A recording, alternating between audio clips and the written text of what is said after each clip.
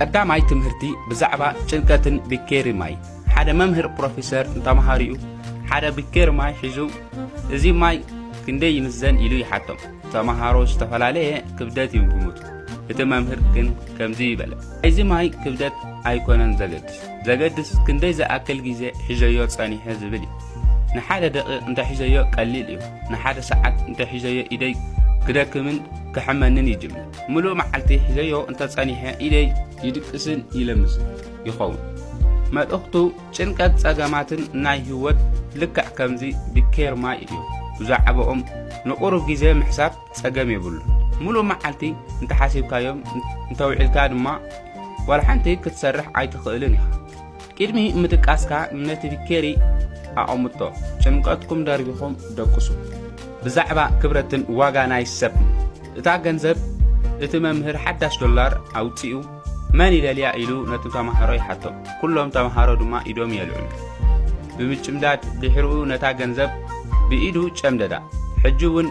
መን ይደልያ ኢሉ ምስ ሓተቶም ኩሎም ተማሃሮ ሕጅውን ይደልይዋ ነበሩ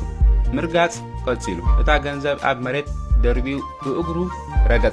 ረገጻን ኣርሳሕን ይኹን እምበር ነቶም ተማሃሮ ሕጅውን ይደልይዋ ነበሩ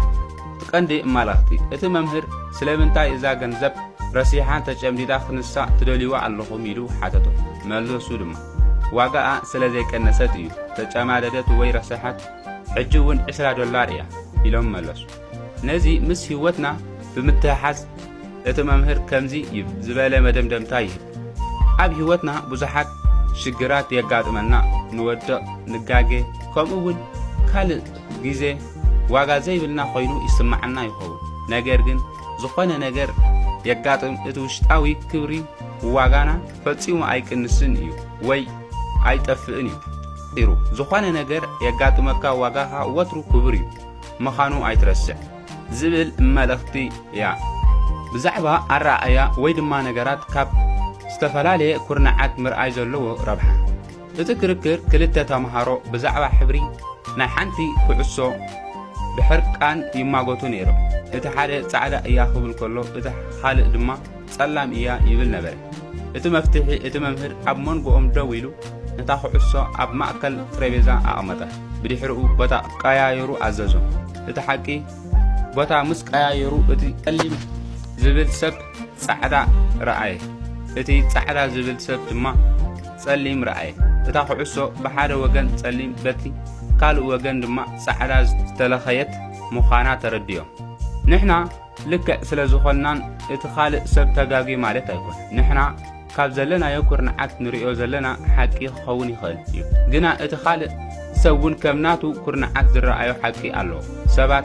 اب حدا مس زي سمامعو تغاغي مالت ايكون زي كونس نتي نجر قالق وغن يريو سلازلو يو كمتي اتممهر زبالو قدمي مفرادكا اب ጫማ اتخالق سب እቶሞ ከምትናቱ ኮይንካ ተረዳአዮ ትርዳኦ ፈትን ምርዳእ ማለት ናይ ተኻልእ ሰብ ኣረኣያ ምኽባር እዩ ብዛዕባ ኣረኣያ ወይ ድማ ነገራት ብዝተፈላለየ መንገዲ ምርኣይ እየ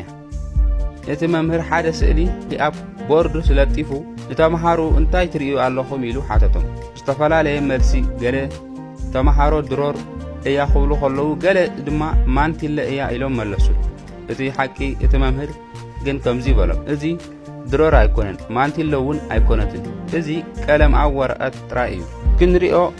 እንደልዮ እዩ ሰባት መብዛሕትኦም ግዜ ነቲ ዝደለይዎን ዝኣመንዎን ነገር ጥራይ እዮም ኣብ ካልኦት ወይ ኣብ ኩነታት ዘስተውዕሉ ዛንታ ንፍጠር ኩላትና ኣብ ኣእምሮና ዛንታ ስለ ንፈጥር ነገራት ከምቲ ንሕና እንደልዮ ጌርና ኢና ንርዶ ክፉት ኣእምሮ መሓዝ እቲ መምህር ኣብ መወዳእታ ከም ዝብሎ ንድሕሪት ምልስ ኢልና ነገራት በሰፊሑ ክንርኢ እንተፈቲና ካብቲ ንሕና ዝመሰለና ንላዕሊ ብዙሓት ካልእ ሓቂ ከም ዘለው ክንርዳእ ንኽእል ኢና ሓቂ ሓደ እኳ እንተኾነ ኣረኣያና ግን ዝተፈላለየ እዩ ስለዚ ነገራት ሰፊሑ ንምርኣይ ንጽዓር ብዛዕባ መራሕነትን ንርእስኻ ምእማን እቲ መምህር ሓደ ሳንዱቕ ሒዙ ኣብ ውሽጢ እቲ ሳንዱቕ ስእሊ ናይ ሓደ ካብቶም ዝበለጹ መራሕቲ ዓለምና ኣሎ ይብሎም ግምት ተማሃሮ ድማ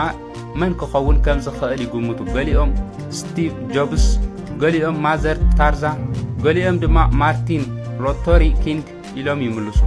እቲ ምስጢር እቲ መምህር ነቲ ሳንዱቕ ናብ ተማሃሮ ይሕልፎ እሞ ከፊቶም ክርእይዎ ይነግሮም ኩሎም ተማሃሮ ምስ ከፈትዎ በቲ ዝረኣይዎ ነገር ይግረሙ ምክንያቱ ኣብቲ ውሽጢ እቲ ሳንዱቕ ዝነበረ መስትያት እዩ ነይሩ ስለዚ ኩሎም ንገዛእ ርእሶም እዮም ሪኦም እቲ ዓብዪ መልእኽቲ ንስኺ እቲ መራሒ ንህይወትካ ክመርሓ ክቐይራን ዝኽእል እንኮ ሰብ ንስኺ ጥራሕ ባዕልኻ ኢኻ ሓላፍነት ምውሳድ ህይወትካን ሓጎስካን ዓወትካን ዝመርኮስ ኣብ ርዝቕስኻ እትገብሮ ውሳነ እምበር ኣብ ስራሕካ ወይ ድማ ሓላፊኻ ኣይኮነን ዓቕምኻ ምጥቃም ንነብስኻ ጽቡቕ ጌርካ ምስ እትመርሓ ዓብዪ ለውጢ ከተምጽእ ትኽእል ኢኻ ብሓፂሩ ንህይወትካ ንምቕያር ንኻልእ ሰብ ኣይትጸብእ እቲ ዓብዪ መራሒ ኣብ ውሽጥኻ እዩ ዘሎ ብዛዕባ ክብረትን ንኹሉ ሰብ ማዕረ ጌርካ ምርኣይ እታ ዘይተለመደት ሕቶ ሓደ ተማሃራይ ንመምህሩ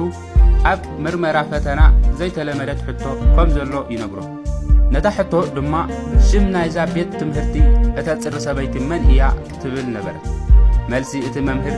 ነታ ሕቶ ብጌጋ ከም ዝኣተወት ይርድኦ ነታ ዓብዪ ትምህርቲ ኣብ መምህር ከም ዘሎ ከምዚ ዝብል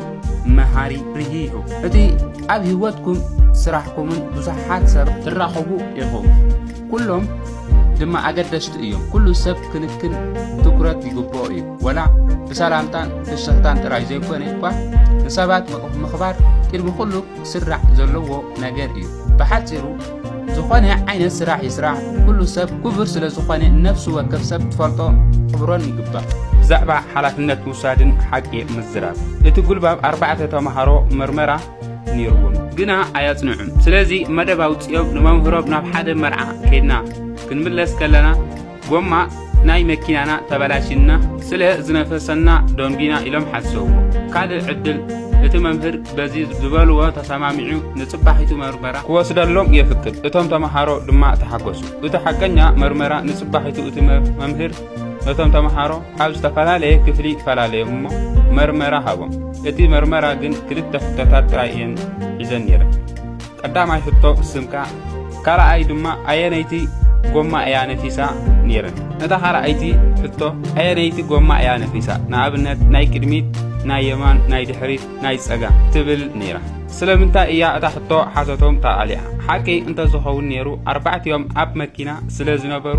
ኣየነይቲ ጎማ ከም ዝነፈሰት ብልክዕ ይፈልጡ እዮም ንኣብነት ኩሎም ብወገን የማን ኢሎም መመለሱ ነይሩ ሓሶት ስለ ዝነበረ ግን ቅድሚት ምፍልላዮም ከም ዝነፈሰት እዮም ተሰማሚዖም እምበር ኣየነይቲ እያ ነፊሳ ዝብል ኣይተሰማምዑን ነይሮም ስለዚ በቲ መምህር ዝሃቦ መርመራ ሓዲኦም ናይ ቅድሚት ክብሉ ከለዉ ሓዲኦም ናይ ድሕሪት ክብሉ ስለ ዝኸኣሉ ሓሶቶም ተቃልዐ እቲ ዓብዪ መልእኽቲ እቲ መምህር ነቲ ሓሶት ብብልሓት እዩ ኣውፂዎ ብተወሳኺ ኣብ መወዳእታ ከምዚ ዝብል ዓብዪ ትምህርቲ ይህቦም ኣብ ህይወትኩም ዝገበርኩሞም ውሳነታት ምርጫ ሓላፍነት ክትወስዱ ኣለኩም ዝዘጋጠመኩም ጸገም ንወለዲ ወይ ንኹነታት ከተማኽኒዎ የብልኩም ንስኹም ኮይንኹም ኢኹም ተሓተት ሓሶት መዋጽኦ ኣይኮነን ጌጋ ንምውሳን ሓላፍነት ምውሳድ ድማ መስረት ዓወት እዩ